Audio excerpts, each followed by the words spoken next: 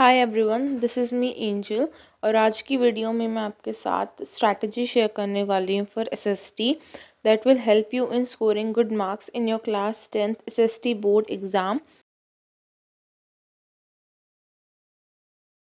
The first point is that SST एक theoretical subject है, जिसका मतलब एसएसटी इक्वल्स टू एनसीईआरटी। जो भी एग्ज़ाम में आएगा वो एनसीईआरटी से ही आएगा। एनसीईआरटी के बाहर कुछ भी नहीं आएगा, बट एनसीईआरटी से कुछ भी आ सकता है। तो इसलिए हर चैप्टर की एनसीईआरटी रीडिंग ज़रूर करना, एटलीस्ट वंस तो करना ही करना। कोई चैप्टर स्किप मत कर देना, लाइन बाय लाइन एनसीईआरटी को रीड करना, क्या पता कहाँ से कौन सा क्वेश्चन आ जाए। So it's very very important. SST बहुत लोगों को बहुत बोरिंग सब्जेक्ट लगता है, मुझे भी बहुत बोरिंग लगता था। So for this what you can do, जब भी आप एनसीईआरटी रीड कर रहे हो, कोई भी जो पैराग्राफ है आपने वो रीड कर लिया, उसके बाद आपने उस पैराग्राफ से जो कुछ भी सीखा, मतलब जो भी इम्पॉर्टेंट पॉइंट्स हैं, उनको आप जो साइड में एम्प्टी स्पेस दिया होता है वहाँ पे लिख लो। ये बहुत हेल्पफुल रहेगा। इससे आप ज़्यादा अच्छी तरह इन्फॉर्मेशन को एक्सट्रैक्ट कर पाओगे, आंसर राइटिंग में हेल्प करेगा। और जब आप रिवीजन कर रहे होगे, आपको पूरा पैराग्राफ दोबारा नहीं पढ़ना पड़ेगा।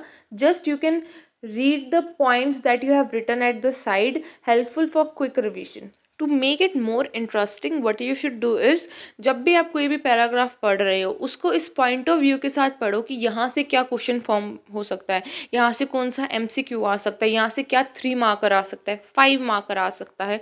और जो भी इम्पोर्टेंट वर्ड्स हैं उनको अंडरलाइन करो, हाईलाइट करो। ऐसा करने से आप इजीली याद कर पाओगे और एग्ज़ाम में आप इंस्टेंटली रिकॉल भी कर पाओगे। For history you can create the time lines, like कि कब इवेंट हुआ था, किस डेट का हुआ था, किस ईयर में हुआ था, उसकी क्या सिग्निफिकेंस थी। ऐसा करने से आप उसको ज़्यादा अच्छी तरह, ज़्यादा फास्टली याद कर पाओगे एंड वो जल्दी रिकॉल भी कर पाओगे। For geography you can create tables and flow charts. ये इंटरेस्टिंग बनाता है स्टडी को और हमारा माइंड जो इसको ज़्यादा जल्दी कैप्चर कर पाए। जैसे हम चैप्टर है वाटर रिसोर्सेज वाला, उसमें आप रेन वाटर हार्वेस्टिंग का फ्लो चार्ट बना सकते हो कि रेन वाटर हार्वेस्टिंग क्या होती है, उसके मेथड्स क्या क्या होते हैं। एग्रीकल्चर वाला जो चैप्टर है उस क्रॉप्स का टेबल बना सकते हो, जैद क्रॉप्स, खरीफ क्रॉप्स, राबी क्रॉप्स की, वो किस स्टेट में उगाई जाती हैं, किस टाइप का सॉइल चाहिए उन्हें, क्या क्या उनके स्पेशल फीचर्स हैं। इससे आप ज़्यादा अच्छी तरह लर्न कर पाओगे चीज़ों को। इन इकोनॉमिक्स पे extra attention to tables, data, graphs, क्योंकि एग्ज़ाम में यहाँ से डायरेक्ट क्वेश्चन आ जाता है कि किस स्टेट का ह्यूमन डेवलपमेंट इंडेक्स ज़्यादा है। पर कैपिटा इनकम से रिलेटेड क्वेश्चन आ जाता है, एमसीक्यू में पूछ लेते हैं कई बार, तो बहुत ज़रूरी है ये याद करना। एसएसटी में मैप वर्क को लाइटली मत लेना। डेली आप 5 to 10 मिनट्स भी मैप वर्क को दोगे तो आपको एग्ज़ाम तक अच्छे से याद हो जाएगा सारा।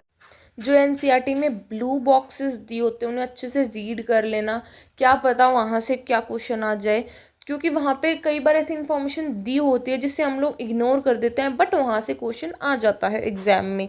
और जो भी इमेजेस होती हैं वो तो ज़रूर कर लेना। जैसे हिस्ट्री में पहला चैप्टर है, उसमें जो फ्रेडरिक सोरियो की इमेज है वो तो अब तक पता नहीं कितनी बार रिपीट हो चुकी है एग्ज़ाम में, तो एग्ज़ाम में आपको इमेज दे देते हैं और उससे रिलेटेड क्वेश्चंस पूछ लेते हैं।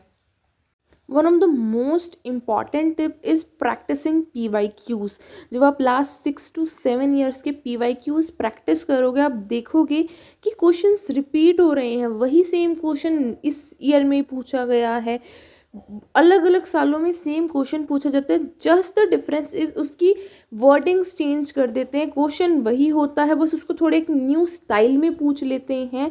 तो आप ऐसे क्वेश्चंस प्रैक्टिस करो, सिलेक्ट करो, उनके अच्छे से बिल्कुल परफेक्ट आंसर लिखो और बस उन्हीं को रिवाइज करते रहो। आप एग्जाम में देखोगे यही क्वेश्चन आया मिलेगा, just with the new wordings. SST में आप जब भी आंसर लिखो उसको पॉइंट फॉर्मेट में लिखो, like if it's a 3 mark question then write 4 to 5 points relevant to that and you are sorted. For practice make sure you solve sample papers. इससे आपको कॉन्फिडेंस बिल्डअप होगा जैसे जैसे आपका स्कोर इम्प्रूव होता जाएगा। मेक श्योर आप proper revision कर रहे हो, क्योंकि आपका सिलेबस कंप्लीट हो गया, बट अगर उसके बाद आप रिवीजन नहीं करोगे तो कोई फ़ायदा नहीं उस सिलेबस कंप्लीशन का। रिवीजन बहुत ज़्यादा ज़रूरी है, so make sure you are revising properly after completion of your syllabus.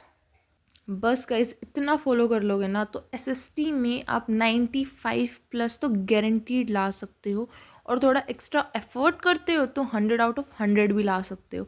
अगर आपको ये वीडियो हेल्पफुल लगा हो तो लाइक करना मत भूलना, और चैनल को सब्सक्राइब भी कर देना for more such study related videos. Bye bye guys, all the best for your boards.